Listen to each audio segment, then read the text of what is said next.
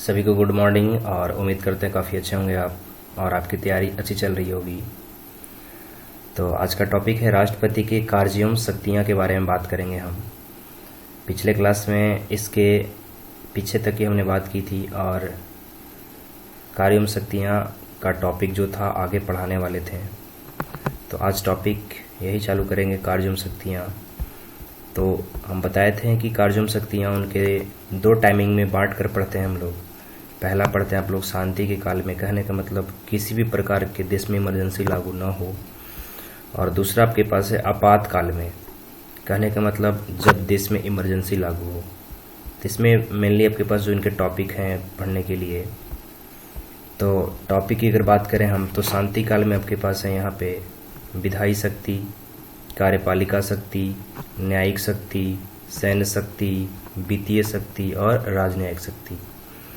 तो ये आपके पास शांति काल में पढ़ने हैं आपके, जो 6 कैटेगरी में बांट कर पढ़ेंगे हम लोग। और यहाँ पे आपातकाल की बात करते हैं तो आपातकाल में आपके पास 3 प्रकार के आपात लगते हैं देश में। 3 प्रकार की आपात होती हैं, राष्ट्रीय आपात, राष्ट्रपति शासन और वित्तीय आपात की बात करते हैं।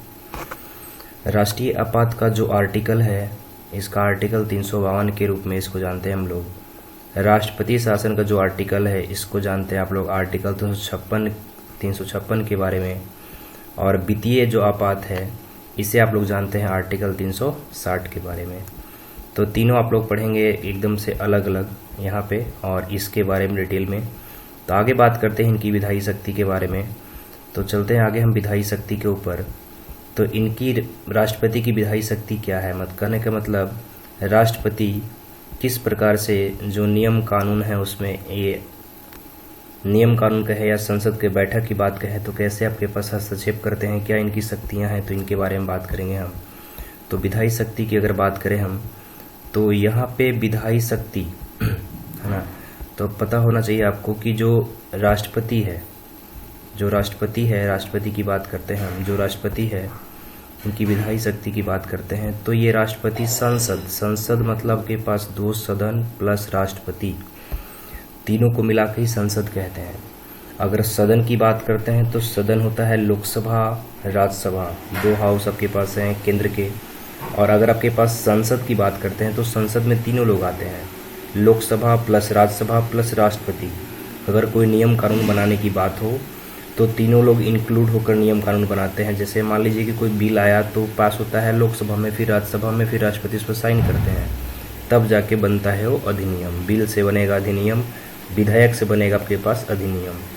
तो इसकी अगर बात करते हैं तो बोलता है कि राष्ट्रपति संसद का अभिन्न अंग है, राष्ट्रपति संसद का अभिन्न अंग है। उसके बाद यहाँ पे संसद का जो अधिवेशन बुलाने और समाप्ति की घोषणा करता है, कहने का मतलब ध्यान देगा, जो संसद का अधिवेशन होता है कि अधिवेशन संयुक्त रूप से कौन संबोधित करेगा, इसकी अगर बात करते हैं तो राष्ट्रपति ही बुलाता है इस अधिवेशन, और समाप्ति की घोषणा भी कौन करता है, राष्ट्रपति। आम चुनाव के बाद जो के पास इन जनरल इलेक्शन होते हैं, कहने का मतलब जिससे लोकसभा का नवीनतम लोकसभा बना, तो आम चुनाव के बाद नवीनतम अगर लोकसभा बनता है तो दोनों सदनों को, लोकसभा प्लस राज्यसभा, लोकसभा एवं आपके पास यहाँ पे लोकसभा एवं सदन के संयुक्त बैठक, लोकसभा की बात करते हैं तो नया आपके पास जो पता होगा आपको कि लोकसभा ही एक अस्थायी सदन है, कहने का मतलब 5 वर्ष बाद इसका गठन दोबारा से होता है। लेकिन जो राज्यसभा है एक अस्थायी सदन है। तो बैठक की अगर बात करते हैं तो लोकसभा की संयुक्त बैठक को संबोधित करते हैं, दोनों को मिलाकर के किस प्रकार से वो काम करना है। तो आपके पास जो प्रथम सत्र भी होता है उसका भी बैठक राष्ट्रपति संबोधित करते हैं। तो यहाँ पे लिखा भी होगा आपके पास अगला पॉइंट में कि सदन का प्रथम वर्ष का बैठक है, इसको राष्ट्रपति संबोधित करते हैं, है ना। सबको बताते हैं कि कैसे करके आपके नियम कानून चलाने हैं। और राष्ट्रपति एक जिम्मेवारी देते हैं एक लोकसभा अध्यक्ष को, जो प्रोटेम स्पीकर कहते हैं इसको, एक जल्द से जल्द सदस्य लोग चुनते हैं अपना, या कोई वरिष्ठ को बैठाते हैं। वरिष्ठ मतलब होता है वर्क बेस पे, जो सबसे ज़्यादा काम किया हो, कहने का मतलब सबसे ज़्यादा लोकसभा का कार्यकाल उनके पास रहा हो, तो ऐसे व्यक्ति को बैठाते हैं लोग सुनाने के लिए कि किस प्रकार से उनको काम करना है, क्या करना है। तो इसके बारे में हम बात करेंगे आगे भी। लोकसभा के उसके निश्चित अवधि के पहले ही भंग कर सकता है ना। यहाँ पे टॉपिक है कि लोकसभा को उसके अवधि के पहले, सर ऐसा कैसे हो सकता है कि लोकसभा को उसके अवधि के पहले भंग कर राष्ट्रपति? तो बिल्कुल भंग कर सकता है, ये आर्टिकल 85 के अनुसार होता है। थोड़ा सा हम समझाने का प्रयास करते हैं यहाँ पे आपको कि किस प्रकार से ये भंग होता है। तो देखिएगा आप लोग टॉपिक। तो अगर हम बात करते हैं यहाँ पे, तो विश्वास और अविश्वास प्रस्ताव की हम बात किए थे। तो विश्वास और अविश्वास प्रस्ताव से यहाँ पे भंग की जाती है ना।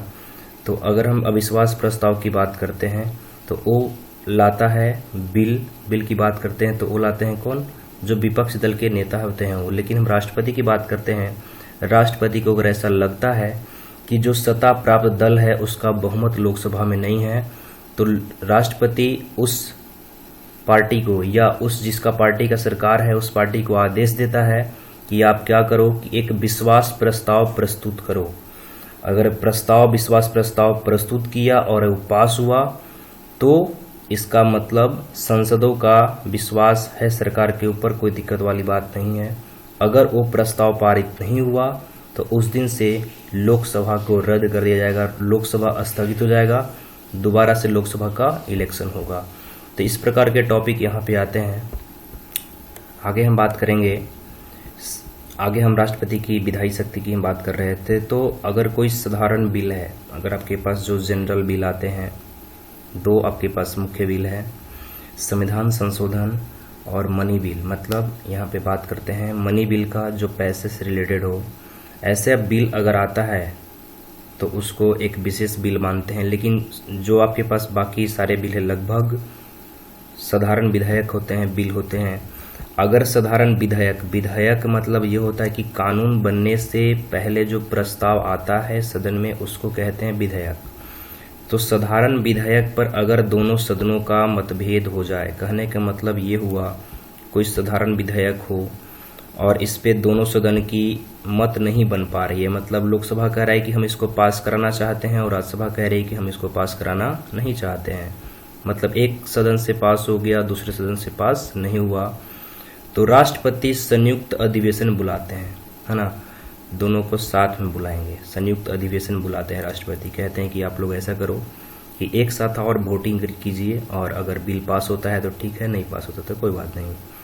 तो संयुक्त अधिवेशन बुलाने का आर्टिकल बहुत बार आपसे पूछा जाता है कि आर्टिकल कितना, तो आर्टिकल आपका है 108। इसको ट्रिक हमने बताया था कैसे करके, तो एक देख लीजिए ट्रिक आप लोग इसका कैसे याद रखेंगे इसको। तो हम बताए थे कि एक सदन ये है, एक सदन आपके पास ये है और एक सदन ये है, दोनों को मिला दिए, है ना, दोनों को मिला के कर दिए एक में, राष्ट्रपति डंडा लेके खड़े हो गए। तो आर्टिकल 108 के तहत हम इसको जानेंगे कि राष्ट्रपति अगर साधारण विधेयक पर, अगर साधारण बिल पर मतभेद हो जाए तो राष्ट्रपति दोनों को संयुक्त अधिवेशन बुला सकते हैं, दोनों सदनों को। तो किस आर्टिकल के अनुसार, तो आर्टिकल 108 के अनुसार। आगे चलेंगे आप लोग, तो इम्पोर्टेंट टॉपिक आपके पास यहाँ पे है, तो आगे देखेंगे। तो लोकसभा की अगर बात करते हैं, लोकसभा का, तो लोकसभा में 2 आंग्ल भारतीय, आंग्ल भारतीय कहने का मतलब ये हुआ कि ऐसे लोग जिनके माता या पिता में से कोई एक ब्रिटेन के हो, तो ऐसे लोगों को कहते हैं आंग्ल भारतीय, एंग्लो इंडियन, है ना। तो ऐसे 2 लोगों को राष्ट्रपति लोकसभा में मनोनीत करता है। कहने का मतलब ये हुआ कि अगर हम लोकसभा का चुनाव सीट की बात करते हैं तो वो सीट आपके पास है 500, एक मिनट रुकिएगा, 545 लिखा नहीं रहा ना, एक मिनट, 545। लेकिन होता यह है कि जो 2 लोग हैं, जो 2 लोग की बात करते हैं, तो यहाँ पे जो 2 लोग हैं ये होते हैं मनोनीत। मनोनीत की बात करते हैं तो यहाँ पे आपके पास 2 को माइनस करेंगे, तो जो इलेक्शन होता है टोटल वो 543 पे ही होता है, क्योंकि 2 लोगों को बिना चुनाव के मनोनीत करते हैं राष्ट्रपति। पूछेगा किस क्षेत्र से होते हैं, तो क्षेत्रों की बात नहीं करते हैं, वो एंग्लो इंडियन होते हैं। ऐसे लोग जिनके माता या पिता में से कोई एक ब्रिटेन के हों, तो ऐसे लोगों को आप लोग कहते हैं एंग्लो इंडियन, और यहाँ पे उनको मनोनीत करते हैं। इसका आर्टिकल पूछता है, तो आर्टिकल 331 के अनुसार यहाँ पे जो राष्ट्रपति हैं 2 लोगों को लोकसभा में करते हैं मनोनीत। उसके बाद आगे हम बात करेंगे, तो और भी इम्पोर्टेंट टॉपिक है राज्यसभा को लेकर। तो राज्यसभा की बात करते हैं, तो राज्यसभा में यहाँ पे 12 सदस्यों को, टोटल 12, है ना। यहाँ पे बताए थे आपको 2, यहाँ पे टोटल हम 12 की बात करते हैं। यहाँ पे तो 2 आंग्ल भारतीय थे, लेकिन यहाँ पे कितने हैं टोटल 12। तो यहाँ पे टोटल 12 लोगों को मनोनीत करते हैं कौन राष्ट्रपति। तो यहाँ पे 2 आंग्ल भारतीय थे और यहाँ पे 12 सदस्यों को पूछता है किस क्षेत्र से होते हैं वो। तो यहाँ पे क्षेत्रों की बात करते हैं तो पहला जो क्षेत्र इनका है यह है साहित्य, दूसरा है कला, तीसरा है विज्ञान और चौथा है समाज सेवा। तो ये 4 क्षेत्रों से मनोनीत होते हैं लोग। कहाँ पे राज्यसभा में कौन करता है राष्ट्रपति। एक सवाल पूछा था सिंपल सा 16 या 2015 का सवाल है, ये CHSL में ही आया था कि जो सचिन तेंदुलकर हैं राज्यसभा सदस्य बने हैं वो किस क्षेत्र से आते हैं। कहने का मतलब ये हुआ था कि किस क्षेत्र से मनोनीत हुए थे, और इसमें एक यही सारे 3 ऑप्शन थे और एक था खेल। तो बहुत लोगों ने खेल लगा दिया था, लेकिन जो क्षेत्र है उसी से आएंगे लोग ना कि खेल से आ जाएंगे कि साहित्य, कला, विज्ञान और समाज सेवा। तो आपको पता होना चाहिए कि वो आए थे समाज सेवा से सचिन तेंदुलकर, क्योंकि बहुत सारे गांव को उन्होंने गोद ले रखा है, तो एक समाज सेवी के रूप में जाने जाते हैं सचिन तेंदुलकर। तो समाज सेवा वाले क्षेत्र से आपके पास राज्यसभा में मनोनीत हुए थे और राष्ट्रपति उनको मनोनीत किए थे कहाँ पे राज्यसभा में। आगे हम बात करेंगे तो और भी शक्तियां हैं राष्ट्रपति के। तो आगे हम बात करेंगे तो यहाँ पे वीटो पावर की बात करते हैं। वीटो पावर की बात करते हैं तो क्या होता है राष्ट्रपति का वीटो पावर।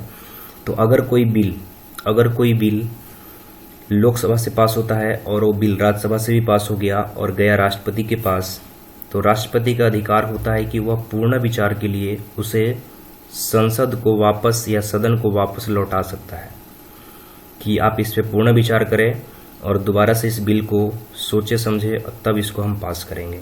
इसको कहते हैं राष्ट्रपति का वीटो पावर।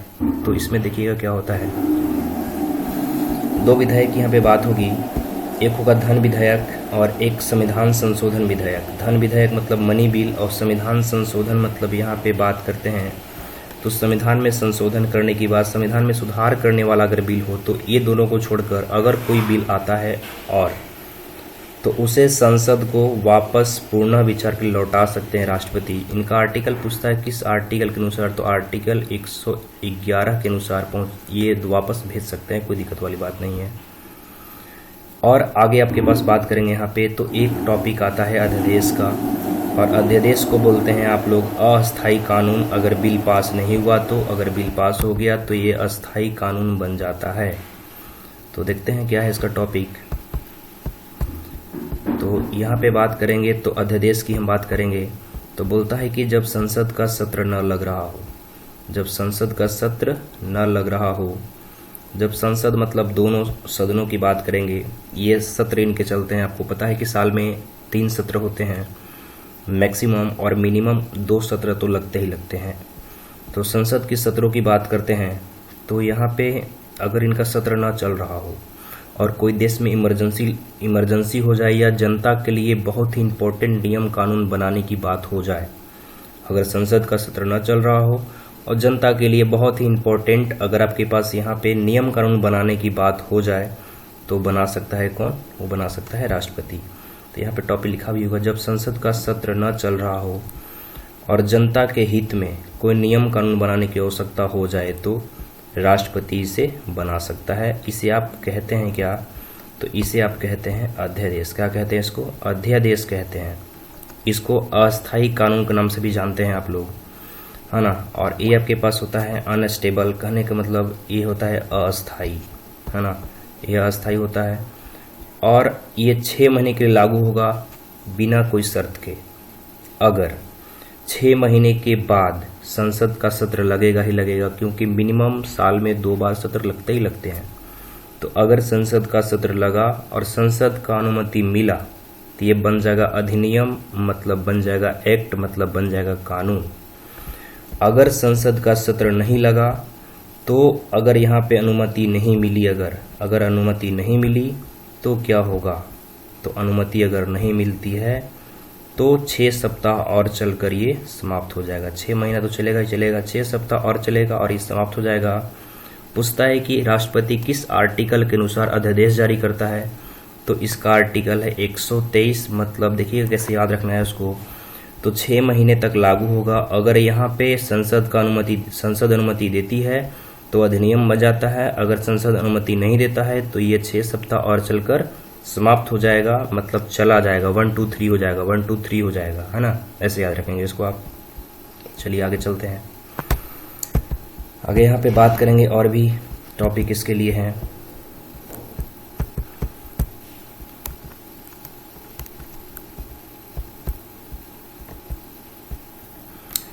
आगे टॉपिक आपके पास यहाँ पे है कि जो अध्यादेश था वो पारित हो गया, अगर पारित हो गया तो वो बन जाएगा अधिनियम, और नहीं पारित हुआ तो वो बन जाएगा, नहीं पारित हुआ तो 6 सप्ताह और चलकर समाप्त हो जाएगा।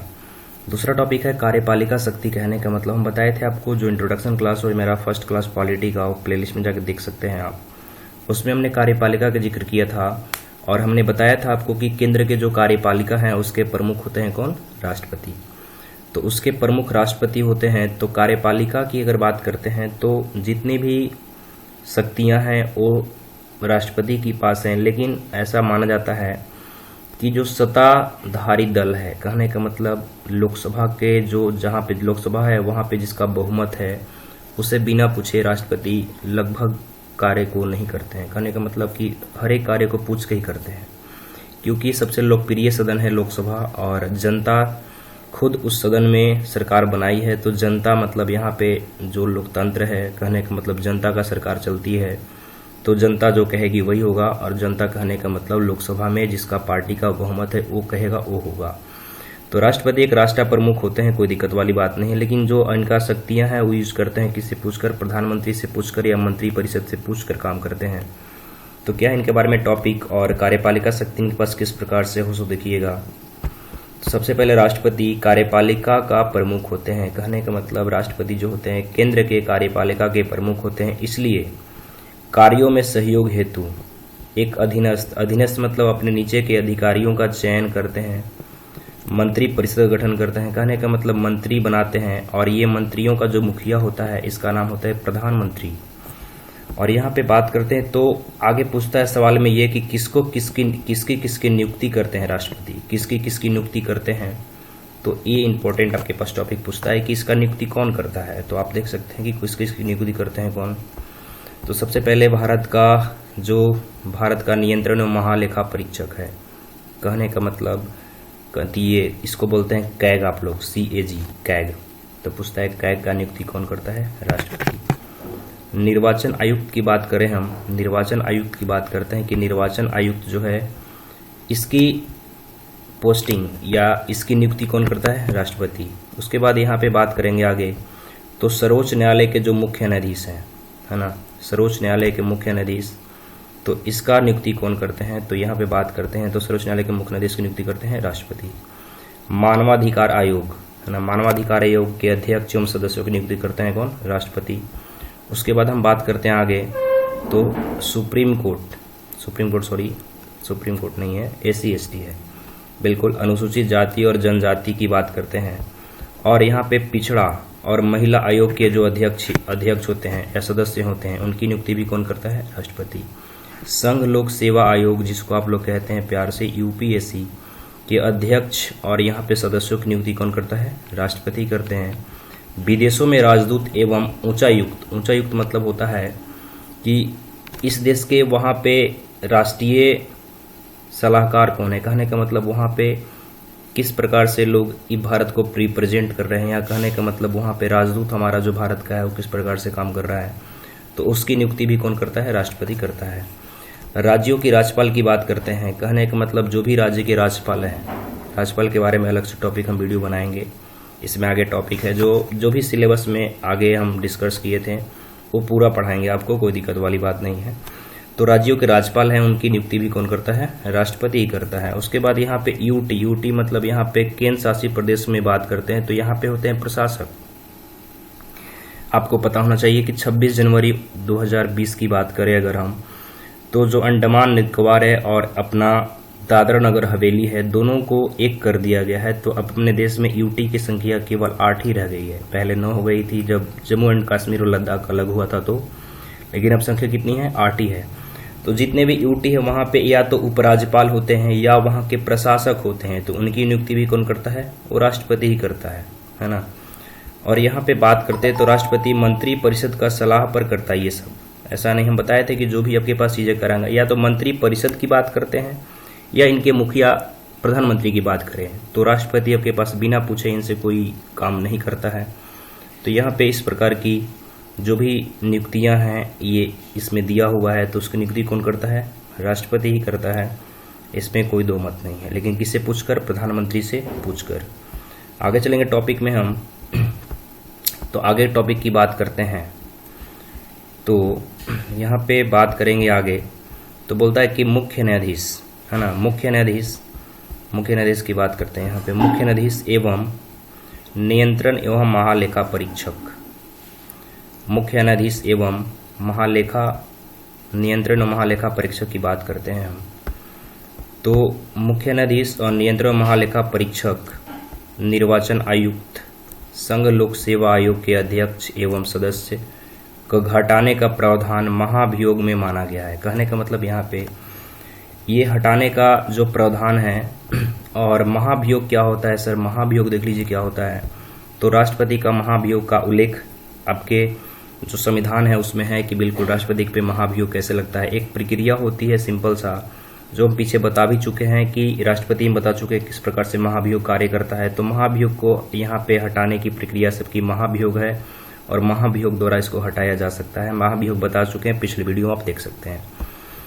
कार्यपालिका के कार्यों का संचालन करने के लिए राष्ट्रपति मंत्री परिषद का गठन करता है, जिसके प्रमुख कौन होते हैं? प्रधानमंत्री होते हैं। ये आर्टिकल 74 कहता है कि इस प्रमुख प्रधानमंत्री होते हैं।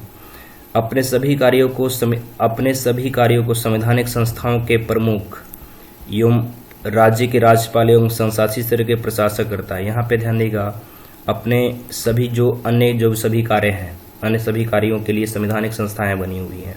कहने का मतलब जो राष्ट्रपति के और भी कार्य अन्य बहुत सारे रहते हैं, तो उसके लिए संवैधानिक संस्थाएं हैं, और उसके जो राज्य के राज्यपाल हैं वो भी करते हैं, और जो यूटी के प्रशासक हैं, कहने का मतलब केंद्र शासित प्रदेश के प्रशासक या उपराज्यपाल है, उनके द्वारा ये कराने के प्रयास करते हैं। ओके, यहाँ पे बात करेंगे इंपॉर्टेंट टॉपिक अगला है राष्ट्रपति की न्यायिक शक्ति की। राष्ट्रपति की न्यायिक शक्ति क्या हो सकती है? तो यहाँ पे राष्ट्रपति की न्यायिक शक्ति अगर बात करें तो आर्टिकल 72 इंपॉर्टेंट टॉपिक इसका है। आर्टिकल 72 कहता है क्या? आर्टिकल 72 इसका इंपॉर्टेंट टॉपिक है कि किस प्रकार से राष्ट्रपति की न्यायिक शक्ति है। और आपने सुना ये होगा कि जो राष्ट्रपति हैं किसी के भी क्षमा माफ कर सकते हैं, ऐसा आपने सुना होगा बिल्कुल। तो किस प्रकार से फांसी माफ करवाने की बात होती है, तो हम इसकी बात करेंगे यहाँ पे। तो राष्ट्रपति किसी की फांसी कैसे माफ करवा सकते हैं, तो आर्टिकल 72 की बात यहाँ पे करेंगे। आर्टिकल 72 में तो ये राष्ट्रपति के पास विशेष न्यायिक शक्तियाँ हैं। विशेष न्यायिक शक्ति कहने का मतलब राष्ट्रपति किस प्रकार से न्याय कर सकते हैं, इसकी हम बात करेंगे।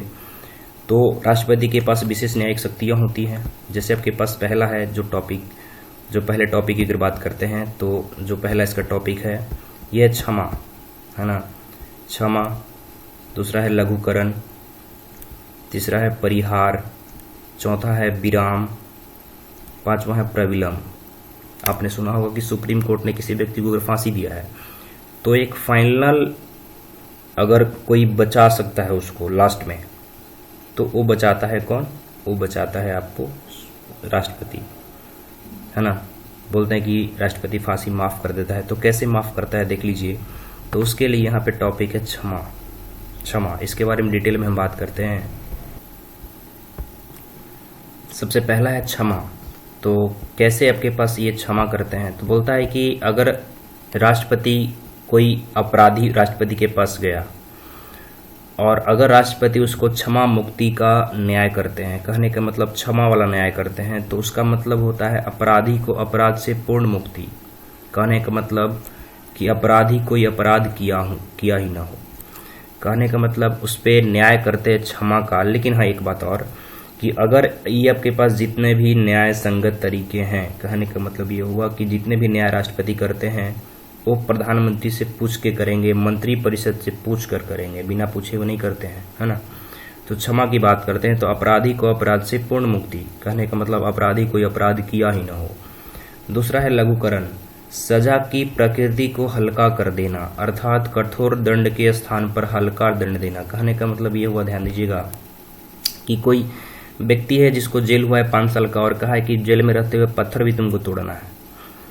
तो वो व्यक्ति कहा कि ऐसा राष्ट्रपति जी, थोड़ा सा हमको इसमें कमी आनी चाहिए क्योंकि हम पत्थर नहीं तोड़ सकते हैं, है ना। तो बोलता है कि ठीक है, ऐसा करो तुम कि सिर्फ जेल में रहना, तो पत्थर मत तोड़ना, तो सजा की प्रकृति को कम कर देना बिना अवधि को परिवर्तन किए हुए। कहने का मतलब अवधि 5 वर्ष का ही रहेगा, लेकिन सजा की जो प्रकृति थी उसको कम कर दिए, उसको कहते हैं लघुकरण करना। राष्ट्रपति उसको लघुकरण कर दिए सजा को। तीसरा है परिहार, सजा की प्रकृति को परिवर्तन किए बिना सजा की अवधि को कम कर देना। कहने का मतलब कोई व्यक्ति को सजा मिली कि भाई जेल में रहना है 5 साल तक और तुमको पत्थर तोड़ना है, तो ऐसा कहा कि सर ऐसा है, प्रधानमंत्री जी ऐसा करिए, राष्ट्रपति जी ऐसा करिए, हमको राष्ट्रपति से कहेगा कि आप हमको परिहार वाली क्षमा कर दीजिए। कहने का मतलब होता है कि परिहार वाला हमको न्याय कर दीजिए। कहने का मतलब कि कोई व्यक्ति को अगर 5 साल की सजा हुई है और जेल में रहते पत्थर तोड़ना है, तो कहता है कि ऐसा करो कि जेल में रहते तुम पत्थर तोड़ना, लेकिन सिर्फ 2 साल तक। कहने का मतलब सजा की प्रकृति को परिवर्तन किए बिना सजा की अवधि को कम कर दिए आप। कहने का मतलब अवधि मतलब समय को कम कर दिए। अगला है विराम की बात करेंगे तो लिखता है किसी विशेष कारण से अपंगता कहने का मतलब ध्यान दीजिएगा, जो विकलांग होते हैं, जो बहुत सारे उनके तरीके हैं दर्शाने के, लेकिन एक राष्ट्रपति ने बात की है, प्रधानमंत्री हमारे पीएम हैं मोदी जी, इन्होंने बात किया है कि सभी को दिव्यांग कहेंगे। या अपंगता माने किसी तरह से उसका शरीर में डिसऑर्डर हो, कहने का मतलब उसका शरीर कंप्लीट न हो, है ना। तो ऐसे व्यक्ति या कोई गर्भवती महिला हो, ऐसे विशेष कारण होते हैं। तो दंड की प्रकृति या मात्रा को कम कर देना। अगर ऐसे कोई व्यक्ति हो, दिव्यांग हो और कोई गर्भवती महिला हो, तो इसके दंड मतलब सजा की जो प्रकृति है या आपके पास जो अवधि है उसको कम कर देते हैं, उसको कहते हैं आप लोग विराम। आगे बात करते हैं तो प्रविलंब की बात करते हैं। तो लास्ट में प्रविलंब बचता है इंपॉर्टेंट टॉपिक। तो बोलता है कि मृत्यु दंड को कुछ समय के लिए रोक देना। मान ली कि किसी व्यक्ति को फांसी होना है, तो कहता है कि मान लीजिए कि राष्ट्रपति के पास गए, बेहतर एग्जाम्पल मैं एग्जाम्पल दे रहा हूँ, राष्ट्रपति के पास गया, बोला कि ऐसा है कि प्रविलंब हमको चाहिए, हमको फांसी की सजा मिल गई, हमको तो मरना है ही, लेकिन आपसे एक रिक्वेस्ट है कि हमको प्रविलंब दे दीजिए। तो क्या होता है प्रविलंब? जैसे मान लीजिए कि आ रहा है 1 जनवरी, नया साल आ रहा है, दिसंबर में मान लीजिए कि उसको फांसी होने हैं, तो बोले कि ऐसा करिए कि हमको 5 जनवरी को फांसी करवाइए आप, कि एक हम नया साल देख लें। तो लगे चलिए प्रविलंब कर देते हैं आपको। राष्ट्रपति ऐसा बोले कि मतलब मृत्युदंड को कुछ समय के लिए रोक देते हैं, है ना। और इसके लिए जो भी ये क्षमा, लघुकरण, परिहार, विराम और प्रविलंब की बात करते हैं, तो इनकी अगर बात करते हैं, क्षमा, लघुकरण, परिहार, विराम और प्रविलंब की बात करते हैं, तो इस पे अगर कोई इनको सजेशन दे सकता है कि हमको क्या करना है क्या नहीं करना है, तो वो देख सकता है सुप्रीम कोर्ट के मुख्य न्यायाधीश, है ना। यहाँ पे आगे टॉपिक है इम्पोर्टेंट,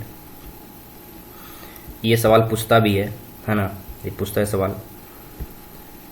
कानून संबंधित किसी भी प्रकार का समस्या सुप्रीम कोर्ट के मुख्य न्यायाधीश से सलाह कर सकता है। किसी प्रकार की समस्या पर राष्ट्रपति कानूनी संबंधित सलाह कर सकता है किसी सुप्रीम कोर्ट के मुख्य न्यायाधीश से। आर्टिकल 143 बहुत बार पूछा गया है। लेकिन एक बात और है कि न्यायाधीश सलाह देने के लिए बाध्य नहीं है और राष्ट्रपति भी बाध्य नहीं है कि उनको सलाह को मानवे करें, है ना। कहने का मतलब सलाह मानने और ना मानने के लिए राष्ट्रपति भी बाध्य नहीं है और वो भी सलाह देने के लिए बाध्य नहीं है। उसके बाद हम बात करेंगे आगे, तो राष्ट्रपति की सैन्य शक्ति की बात करेंगे। राष्ट्रपति की सैन्य शक्ति में क्या क्या आता है, तो आपको पता होना चाहिए कि राष्ट्रपति तीनों सेनाओं का प्रमुख होता है ना। राष्ट्रपति तीनों सेनाओं के प्रमुख होते हैं। सेना प्रमुखों की नियुक्ति कौन करता है? राष्ट्रपति करता है। जो आपके पास एयरफोर्स या आपके पास बात करते हैं इंडियन आर्मी, थल सेना का, या बात करते हैं नेवी मतलब जल सेना की बात करते हैं, तो तीनों सेनाओं के प्रमुखों की नियुक्ति कौन करता है? राष्ट्रपति। अगर आपके पास युद्ध होता है किसी लेवल पर, कहने का मतलब युद्ध की बात करें तो किसी देश से हमारा युद्ध हो गया हमारे देश का, तो इसकी घोषणा और युद्ध बंद करने की घोषणा कौन करता है? राष्ट्रपति। लेकिन एक बात और, किसके सलाह पर? प्रधानमंत्री के सलाह पर ही सब कुछ करते हैं। आगे बात करते हैं तो राष्ट्रपति की वित्तीय शक्ति की बात करते हैं हम। तो यहाँ पे वित्तीय शक्ति में क्या क्या शक्तियां हैं? तो राष्ट्रपति दोनों सदनों के समक्ष प्रत्येक वर्ष, यहाँ पे वर्ग नहीं है वर्ष लिखा हुआ है, वार्षिक वित्तीय विवरण, बजट नाम का अपने संविधान में कोई शब्द का उल्लेख नहीं है, इसको कहते हैं आप लोग वार्षिक वित्तीय विवरण प्रस्तुत करता है आर्टिकल 112 के अनुसार, है ना। उसके बाद यहाँ पे बात करते हैं तो भारत के आकस्मिक निधि पर नियंत्रण करता है। कहने का मतलब जो भारत का खजाना है, जहाँ पे टैक्स का कलेक्शन होकर पैसा जमे होते हैं, वहाँ के जो आकस्मिक निधि का नियंत्रण किसके पास है? राष्ट्रपति के पास है, और संसद में आपके पास जो बिल होता है जिसको बोलते हैं मनी बिल, उसको पास करा कर वहाँ पे आपके पास पैसे खर्च किए जाते हैं। उसके बाद लास्ट टॉपिक बचता है राष्ट्रपति के शांति काल में, कि राष्ट्रपति की राजनयिक शक्ति क्या क्या हो सकती है ना। राष्ट्रपति की राजनयिक शक्ति की बात करते हैं तो बोलता है कि विदेशों में राजदूत की नियुक्ति करता है।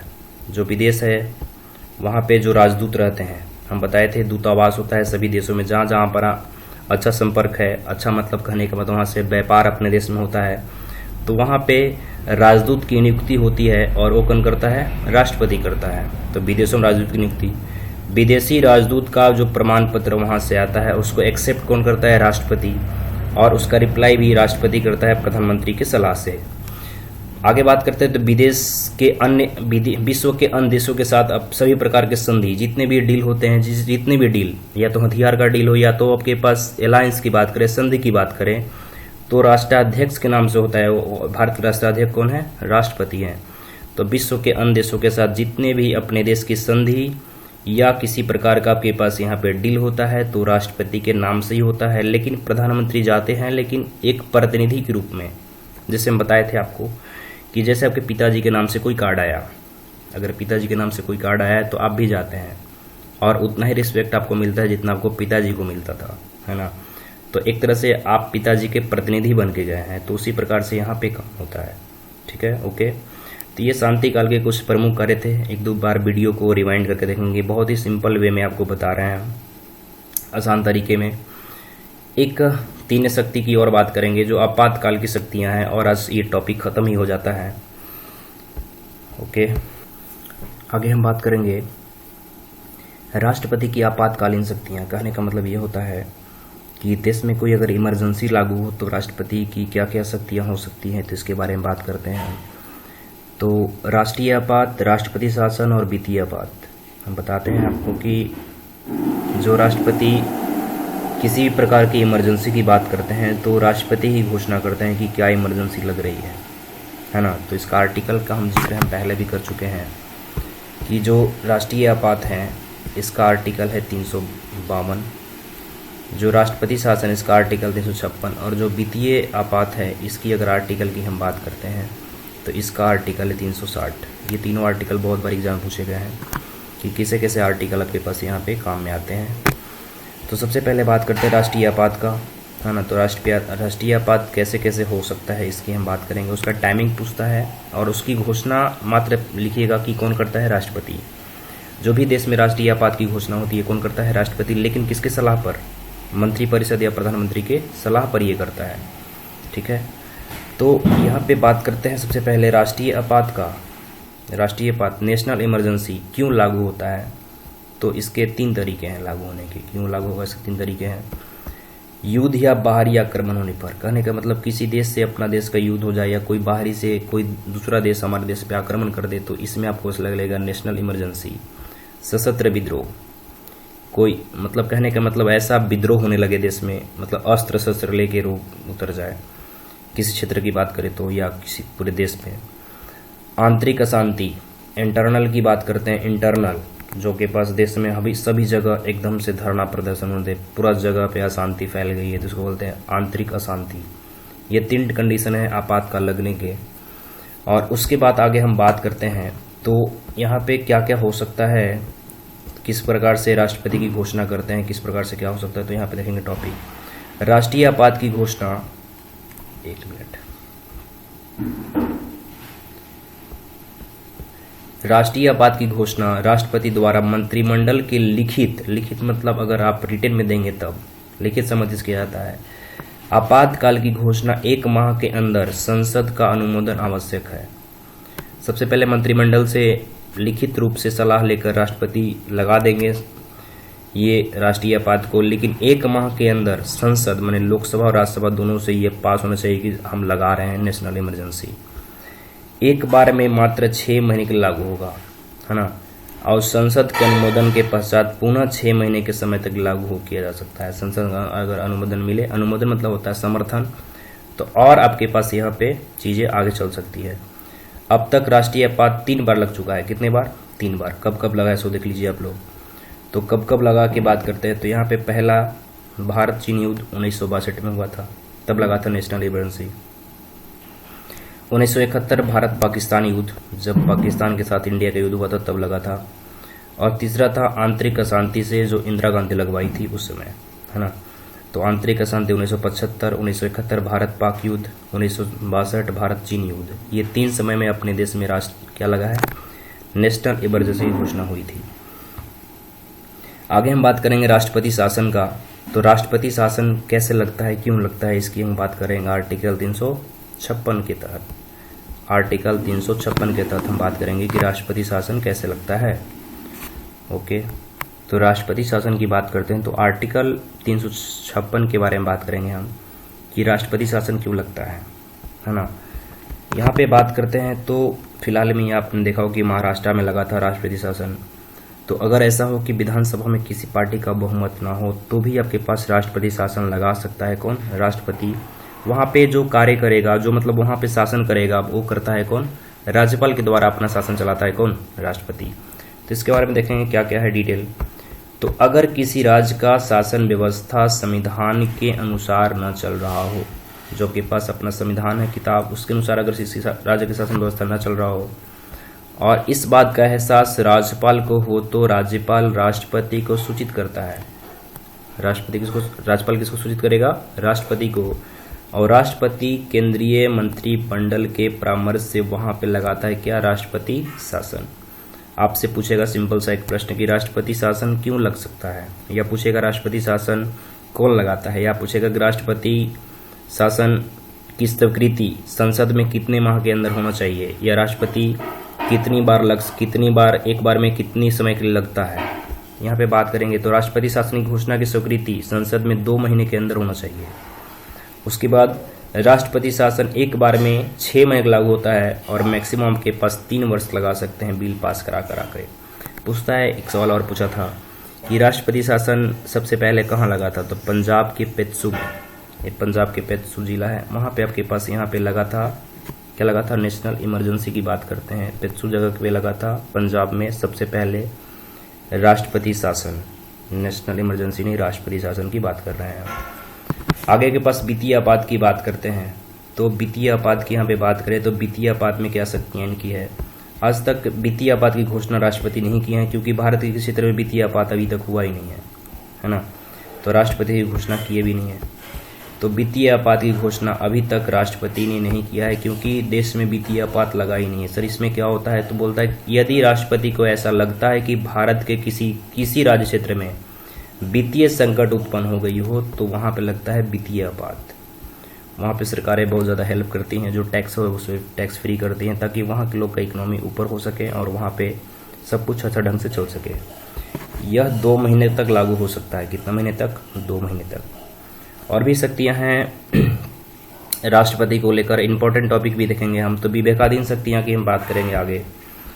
तो विवेकाधीन शक्तियाँ की बात करते हैं तो सिंपल सा एक बात है विवेकाधीन शक्तियाँ में राष्ट्रपति कार्यपालिका में सहयोग के लिए, है ना, राष्ट्रपति कार्यपालिका में सहयोग के लिए प्रधानमंत्री एवं मंत्री परिषद की नियुक्ति करता है। यदि किसी कारणवश प्रधानमंत्री की मृत्यु हो जाए तो बहुमत या गठबंधन अपना नेता नहीं चुन पाता है, तो राष्ट्रपति उस दल के किसी सदस्य को प्रधानमंत्री नियुक्त कर सकता है। यहाँ पे बात कर रहे हैं कि अगर किसी कारणवश, जैसे मान लीजिए इंदिरा गांधी मर गई थी, है ना, इंदिरा गांधी मर गई थी तो बने थे राजीव गांधी, क्या बने थे, प्राइम मिनिस्टर बने थे। तो वो यहाँ के सदस्य रूप में नहीं थे। मतलब ऐसा होता है कि राष्ट्रपति, अगर कोई सत्तारूढ़ दल हो या गठबंधन की बात करते हैं, वो अपना नेता नहीं चुन पाए तो राष्ट्रपति को एक विवेकाधीन शक्तियाँ दी गई है कि अगर आप चाहें तो किसी को प्रधानमंत्री बना सकते हैं। तो एग्जाम्पल भी यहाँ पे लिखे हैं कि उदाहरण में हम लिखे हैं कि इंदिरा गांधी के मरने के बाद राजीव गांधी को यहाँ पे पीएम बनाए थे कौन, राष्ट्रपति। तो इस प्रकार की यहाँ पे बातें हैं। कल पढ़ेंगे, आगे हम पढ़ेंगे आप लोग विविध तथ्य के रूप में, और थोड़ा बहुत जानेंगे राष्ट्रपति के जो लिस्टिंग है इसके बारे में कि कौन कब किनका क्या टाइमिंग था और किस प्रकार से उनका डिटेलिंग है। तो उम्मीद करते हैं वीडियो अच्छा लगा होगा, है ना। अच्छा लगा तो और भी लोगों के पास पहुंचाइए। वीडियो लगभग हम रेगुलर देने की कोशिश करेंगे। अब थोड़ा सा दिक्कतें आ गई थी इधर, तो और कोई वीडियो में अगर कमी हो तो आप पीछे कमेंट करके बताएं, और एक कमेंट जरूर करो कि वीडियो आपको कैसा लगा। है ना। चैनल को सब्सक्राइब कर ही दिए होंगे, तभी तो वीडियो देख पा रहे हैं आप लोग।